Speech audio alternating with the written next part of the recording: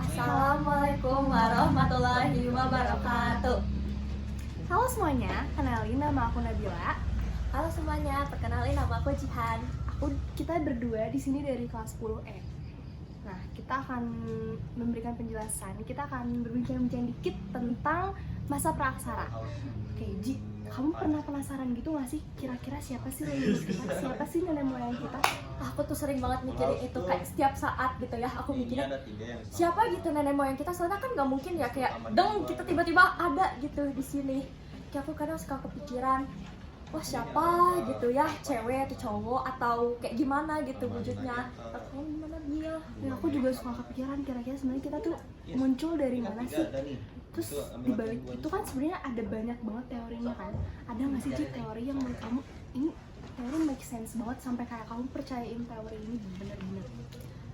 Buat kalau misalnya teori, aku tuh jadi kayak pernah ngebaca-baca teori ya, kayak teori asal nenek moyang Indonesia gitu. Nah, ada satu teori yang kayak itu tuh benar-benar bisa aku langsung tanggap gitu, kayak oh ini teori make sense gitu. Nah, nama teorinya sendiri itu teori Nusantara. Teori Nusantara itu didukung sama Mohyamin, dan kalau katanya teori Nusantara itu jadi asal nenek moyang Indonesia sendiri berasal dari Indonesia itu sendiri gitu. Kenapa berasal dari Indonesia itu sendiri? Soalnya ditemuin ya fosil dari Homo ojokensis, soloensis, sama kayak artefak-artefak tuh lebih banyak ditemuinnya di Indonesia gitu. Nah, kalau kamu sendiri gimana? Apa teori yang bener-bener kayak kamu percayain banget? Kalau aku punya pendapat yang agak berbeda nih Ji dari kamu. Kan kamu percayanya Nusantara nih yang karena ditemunya homo-homo yang di Indonesia kayak ojokensis, soloensis gitu-gitu kan tadi. Aku percaya sama teori orang Afrika. Jadi sebenarnya homo itu ada satu kan dari Afrika, tapi mereka melakukan migrasi, melakukan persebaran sekitar 200 sampai 100 tahun yang lalu. Lama juga ya? Iya.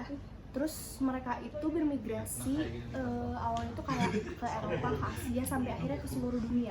Dan fun fact-nya itu mereka membutuhkan waktu yang sangat lama dalam migrasi itu loh. Ya, dan kayak menurut aku itu lebih make sense aja sih. Jadi dari beberapa sumber yang aku baca, ada beberapa bukti penguat yang bikin teori orang Afrika ini lebih make sense gitu menurut aku.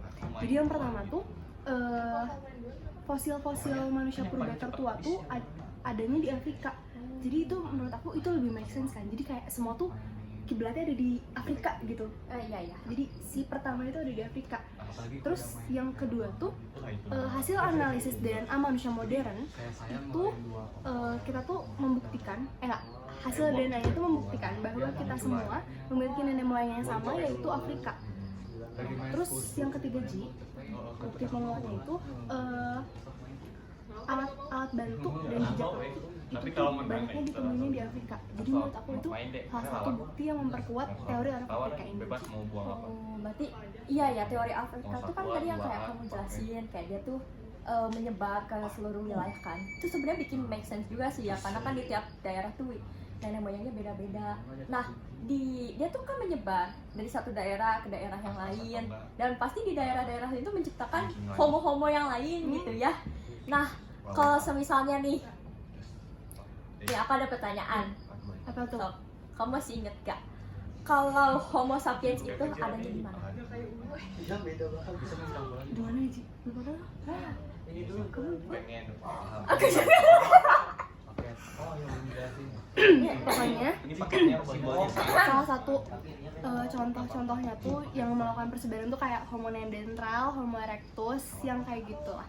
Oh ya, terus fun fact Ji, mereka tuh melakukan persebarannya lewat jalur air. Jadi kayak lewat pantai, sungai gitu-gitu. Berenang. Coba tanya Ji ke masa lalu, terus kayak wawancara dulu. Ayo teleportasi dulu. Oh, iya. Ayo. Nanti Ji, aku nunggu di sini ya. Nih, temenin lah, kan kamu yang giniin ya. Tapi keren gitu ya kalau lewat air. yang simbolnya Iya. sama atau enggak? Wow, ya manusia zaman dulu karena gitu ya. Ya, kuat-kuat gitu ya. Tapi kan teori-teori tuh kayak masih banyak lagi ya kan. Nggak mungkin cuma teori Nusantara, out of Africa. Kira-kira ada nggak ya teori yang lain gitu yang mungkin sekiranya lebih make sense, lebih wow gitu? Kalau mungkin dari yang kamu tahu ya, kan kamu tadi udah bahas teori Nusantara. Aku udah mempercayai teori orang Afrika. Nah, aku ada teman lagi Ji, satu.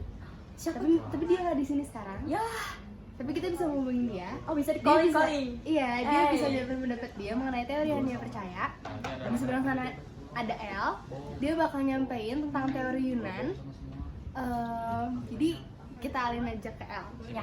Untuk L dipersilakan ya. Halo semuanya, aku El. Nah, jadi bener ya kata Nabila tadi. Jadi teori asal-usul nemoya bangsa Indonesia itu bukan hanya teori out of Afrika dan teori Nusantara aja, tapi ada satu lagi namanya teori Yunan. Nah, jadi teori Yunan itu mengatakan bahwa nenek moyang bangsa Indonesia kita itu berasal dari Yunan. Nah, Yunan itu di mana sih? Nah, Yunan itu adalah suatu wilayah di Cina bagian selatan. Nah, jadi teori Yunan ini tuh mengatakan bahwa nenek moyang bangsa Indonesia kita itu menyebar dari wilayah Yunan dengan menyusuri hulu sungai Salween dan sungai Mekong menggunakan kapal bercadik satu. Kapal bercadik satu itu adalah semacam kapal sederhana yang digunakan nenek moyang kita untuk menyusuri ke lautan hingga kepulauan sampai mereka tuh tiba di Indonesia. Salah satu bukti terkuat dari teori Yunan itu sendiri, yang pertama adanya kemiripan bahasa. Jadi dulu kan orang-orang Indonesia tuh masih menggunakan bahasa Melayu. Jadi bahasa Melayu tuh istilahnya sangat berkembang gitu di Nusantara. Sampai ada suatu penelitian yang mengatakan bahwa bahasa Melayu di Indonesia itu ada kemiripan dengan bahasa Champa di Kamboja. Jadi hal ini tuh mengindikasikan bahwa orang-orang di Champa itu berasal dari dataran Yunan yang menyusuri sungai Mekong. Nah, hal ini tuh jadi bukti terkuat dari teori Yunan itu sendiri. Nah, teori Yunan tuh gak sampai situ aja loh bahasannya. Jadi teori Yunan itu terbagi lagi menjadi 2 gelombang migrasi. Yang pertama gelombang migrasi Proto-Melayu. Jadi gelombang migrasi Proto-Melayu ini tuh mewarisi kebudayaan namanya tuh Bakson Hwabin. Jadi Bakson Hwabin tuh apa sih? Jadi Bakson Hwabin itu semacam warisan kebudayaan Neolitikum. Jadi gelombang migrasi Proto-Melayu itu buktinya bisa terlihat dari adanya kesamaan bahasa seperti yang disebutkan tadi, terus ada kesamaan alat perang dan lain-lain. Nah, contoh anak keturunan dari Proto-Melayu tuh suku Dayak dan suku Toraja. Lalu gelombang migrasi kedua tuh apa namanya? Namanya Deutero Melayu. Nah, jadi Deutero Melayu itu mewarisi kebudayaan logam atau perunggu dari Vietnam, tepatnya di Dong Son. Terus gimana sih jalur persebarannya? Nah, kalau untuk Proto Melayu ada 2 jalur persebarannya. Yang pertama barat dan selatan, dan yang kedua utara dan timur. Nah, orang-orang dari barat dan selatan tuh membawa namanya tuh kapak persegi. Terus yang dari utara dan timur tuh membawa namanya kapak lonjong.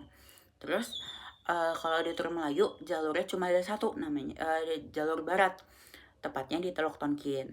Nah, orang-orang dari Teluk Tonkin ini tuh menghasilkan suku Sunda, suku Melayu, suku Bugis, dan lain-lain. Nah, jadi karena teori Yunan udah aku bahas sampai tuntas nih, yuk kita balik ke Jana Nabila yuk.